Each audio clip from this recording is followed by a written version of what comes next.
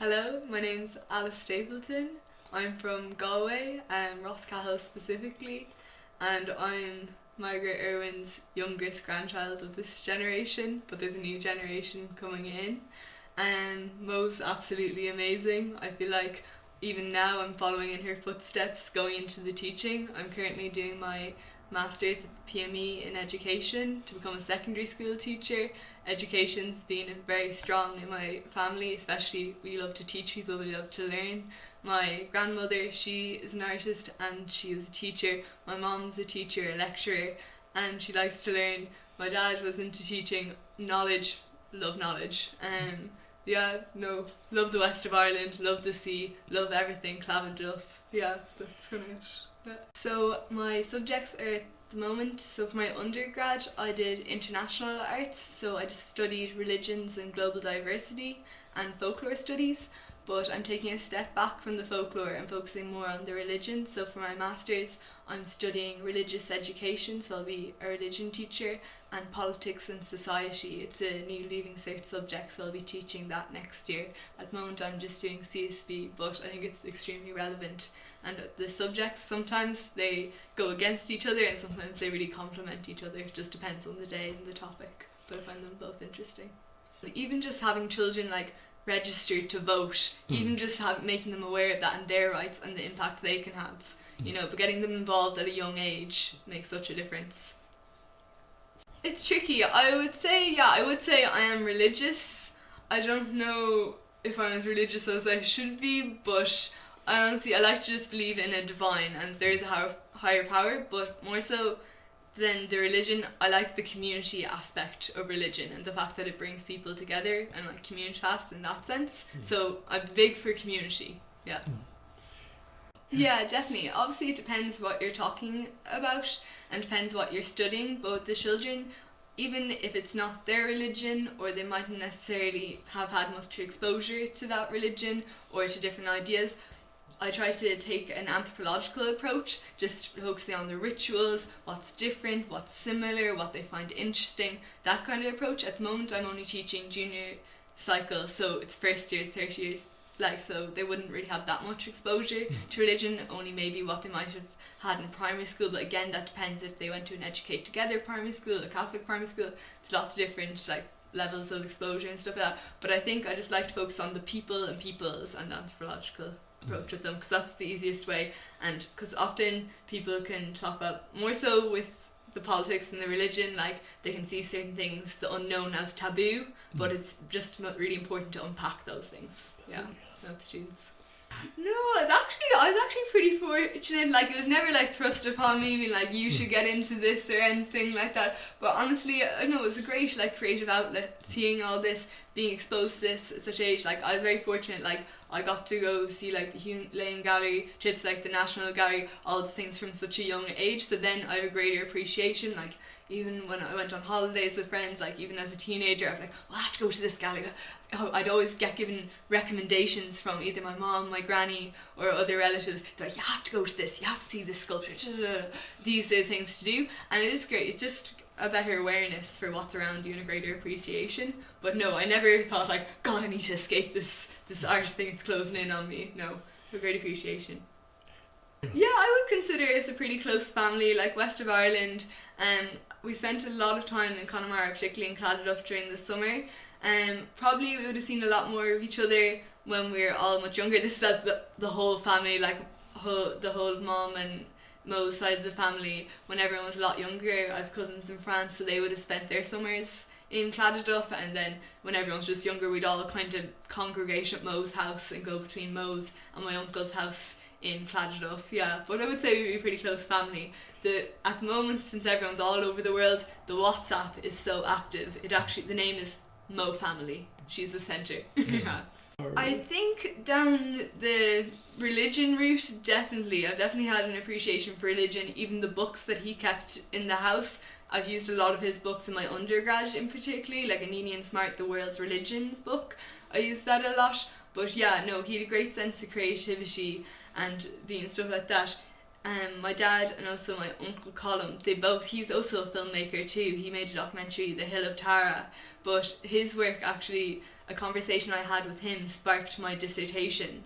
I actually did my dissertation on the shifts in death rites and rituals within contemporary Ireland, and using books that Dad had in the house and lots of chats with Colin. That's how I made my dissertation. Obviously lots more sources, but yeah, no, I've been so lucky to be surrounded by creativity and learning my whole life. Yeah, it's a celebration, like like all there's so much like the Merry Wake and all those things like that, but it's a celebration of life ultimately. But yeah, it droves of people. It's a massive homecoming. But yeah, no, and just I don't know, keeping someone's memory alive. It's a massive thing in Ireland. Yeah. Oh, it's tricky. It's hard to know. I feel like the world's my oyster at the moment. But I did my undergrad in Cork, and I really, really enjoyed Cork. I was spoiled to Cork. I also spent a year in Athens in Greece for my Erasmus, and I loved it there. It was so much fun. But for now, I'm in Galway. I wouldn't mind going back to Cork or maybe further afield. I'm very lucky that my degree, it allows me to teach in the EU and in Australia. So I could go to Australia possibly, because I wouldn't have to do the farm work, because I'll be going straight into the teaching there, so I get to bypass the farm work if I did want to go there. But I don't know if I'll necessarily have that pull towards Australia. I think it's just more so a pull towards a warmer climate, so possibly Greece if the language wasn't such a barrier. But if you go to one of those international schools, that could be an option. Yeah, it's hard to know. Even though I was one of the younger grandchildren, so she was in her 80s nearly into her 80s when I was born, which is, I find that fun to think about. But I think the first time I kind of became properly aware is just seeing how much stuff she has, such a collection in her house, particularly all the stuff from India, all these collections. I was like, oh my god, like she's lived so many lives, it's absolutely amazing. And then when she received her Lifetime Achievement Award, I think that was, I can't remember when that was, it was years ago, but it was like this big celebration just for her. I was like, oh my gosh, this is crazy. Yeah, definitely encouraging, makes you want to strive. I actually, in my undergrad, I actually managed to interview Mo, and I collected a couple of her stories, especially from growing up in India. I did an ethnographic project on her, and so I got to ask her about her childhood in India, her relationship with her father, what her perception of his work was, and then how she found adjusting moving back to Ireland. So it's just a font of knowledge. Like if you go to her house, she'll show you the photo albums of her life in India and up until she was 8. But one thing I find really interesting about the photographs is a lot of them, me and her we don't look alike at all now, but in the pictures of her when she's younger, we look really similar, and it's kind of eerie, but no, I wouldn't say intimidating. I think she makes you want to strive to do more. Yeah. No, she's absolutely amazing. Like even if you ask her about the smells of India, she'll be able to tell you the smells, even though she was 8 when she left there. Obviously she went back when she was, I think she was either 82 or 80 or something like that when she went back. But her memory, her recall, she can remember her dog when she was over, the name of her dog. Like I don't think a lot of people would be able to remember those things, but no, she has meticulous memory. Yeah, she's so exact. Even if you have a conversation with her and you say, oh yeah, I'll do that for you later, but I think she'll be like, you told me you'd do that later. Whereas a lot of people would let aside, she'll be like, no, you told me we'd go and do this, and she'll make sure you do. She holds everyone accountable. I used to, I did art in the Leaving Cert, and I have an interest in art and I can appreciate art. I draw myself and paint a little bit, but I should do it more, to be honest. Yeah, but I like doing watercolours with Mo. She's gotten into doing watercolours at the table, and so we do that sometimes together. Yeah. Me and Mo, we love to gossip, and I know she'll appreciate the gossip, so I would tell her all my gossip. Even in college, I'm a bit boring now, but we used to have serious gossip sessions, and like, I don't know, I won't be calling anyone out, but she's like, girl sounds very troubled, she needs to watch out. Different things like that. But she loves telling about her stories, she loves telling about her visitors. When we hang out, we're both very into our fashion, and Mo's like, I'm not wearing earrings. I'm like, oh god, we're gonna put earrings on you. So then, yeah, little things like that. I've gotten Mo into iced coffee. She doesn't let, if you go out to a restaurant with her and there's ice in her drink, she's like, sorry, I don't want this, but she does. She's into an iced coffee, and so she loves that. We've also introduced her. Well, I have to girl dinner. You know, and you're not feeling like having a proper dinner, so you have lots of different things. So like you have your olives, your cheese, your crackers, different things like that. But yeah, no, we love to gossip. We love watching. I got her to watch Father Ted the last day, on her iPad. But yeah, no. Sometimes I get her to watch funny shows or little podcasts.